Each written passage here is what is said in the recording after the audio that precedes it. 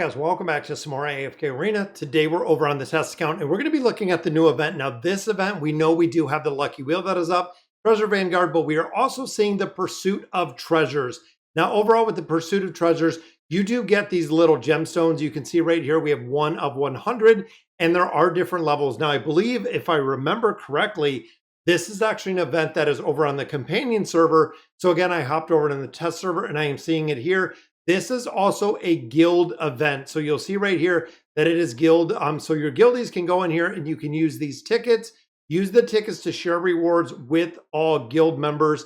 So you can go in here and use this. Now to get the actual rewards, you'll notice they do come out of AFK rewards. So these treasure crystals are going to come out of AFK rewards, which once you accumulate 100, you get one of those tiers. Once you do hit 600, that is the max tier that you can get. Now, in addition, these also come out of quests. So these come out of the dailies. And right here, guys, we are getting 10 of these treasure crystals. And we're also getting these golden sheaf tickets. That is the big wheel that is up right now. Unfortunately, it seems like the loot around that specific event doesn't seem too high. It doesn't seem like there's going to be a lot in there. But again, looking at the treasure crystals, you do get quite a few of these. And as you're using them and as you're leveling up your guild, you'll notice in here that you do get quite a few rewards. Again, just kind of based on the companion server when you're going through here, because that actually takes us up to 22 right here. And if we use a ticket, it adds me right here into this bottom. And then once there is 5 players, so you can see they do have tickets, and all of the guildies that still remain in our guild have these tickets here 38 minutes ago. We can invite them. And you can see there's a couple offline that have been offline for 7 days.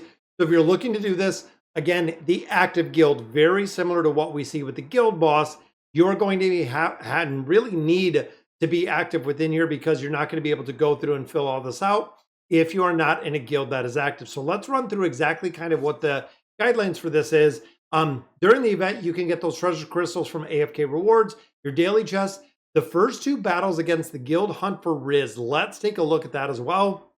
I wasn't aware that Riz actually does give you some. Now I'm wondering if it is going to be in this very first one, which I'm assuming not with the addition or the changes here to the guild hunt, but here is Riz. So let's go ahead and quick battle this.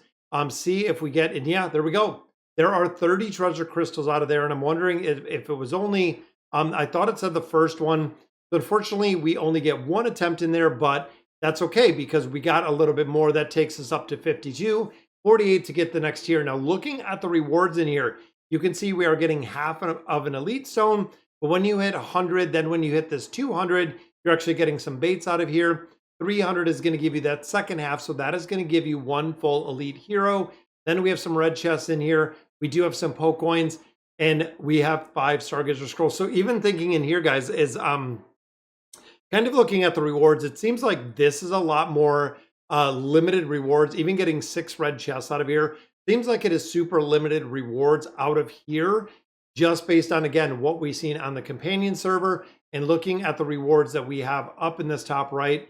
Again, it's pretty limited, but you know what? It is a consistent, regular progression. The gift box down here is yielding us scrolls. So I believe once you're going through this cycle and once you go through a couple different times, you're going to get the pursuit of treasure, which is the rewards in this very top half. When you're getting this exquisite gift boxes, this is going to change. So this is actually yielding you common scrolls, which I like because this could be a celestial hypo, could even be an awakened hero if you're lucky enough to pull that hero out of there. Now, in addition, like I said earlier, guys, we still do have the lucky wheel. But looking in here and looking at the amount of cards you get, again, we need 80 of these for a draw. So mathematically, they were kind of breaking it down, and there are not a lot of draws that you're going to be able to do in here as a free-to-play player. Only big thing and the only probability is if you're lucky enough to pull one of these first prizes, because essentially, if you are free-to-play and you get one of these first prizes, this is something that was never available before as a free-to-play player. It was pay to win only. So at least they're giving us a chance. Using the baseball analogy, you know, every time you're up at bat, you have an opportunity to get a hit. It is the same time here. Every single roll you do in here or every single spin, you are going to have the chance to possibly get the first prize. And I'm positive there are going to be some free-to-play heroes or free-to-play players that do receive the rewards within the lucky wheel itself. And again, guys, we have the Treasure Vanguard. We also have the Temple Rift. The next iteration is up. You can see we have 84 days in here, meaning it was the reset when we're going in here. And then there is also the leaderboard. And I believe this one is yielding some very cool looking rewards. If I remember, I thought they updated some of the frames. And yeah, guys, look at this, the Shattered Echoes frames. Those are some pretty cool looking frames. I wish they'd show you exactly what they look like. Current ranking unavailable, but I wish they'd do them in color because I know they do look pretty cool to see. Overall with the Temple Rift, you want to make sure 100% that you're doing that in the entirety. And we also do have the Misty Valley that's up. Make sure you're hopping in here, getting all the rewards out of this game mode. Like we said earlier, when it comes to getting all the rewards, you want to make sure you're going through every single game mode.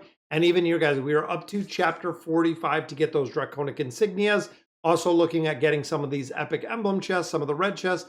There are a crazy amount of things that are now in the Misty Valley. You want to make sure that you're not missing out on anything that you see here, including all of the copies of the heroes and also all of the poke coins that we do get within there. So pretty cool to see, and pretty cool to see kind of what is coming down. We have the Bountiful Trials right back there. We have another Treasure Scramble, normal iteration, and then we also do have the Bountiful Trials. Now, in addition, remember, we do have the Awakened version of Astrilda that is coming pretty soon. So it's going to be very, very interesting to see. And a lot of players are saying it looks more like a skin than it does an Awakened hero. But again, looking at the data mine, looking at all of the things we shared last time, it seems like Astrilda is going to be the next Awakened hero. But all right, guys, so that's going to do it for today's video. Let me know in the comments what you guys think. And as always, thank you guys for watching.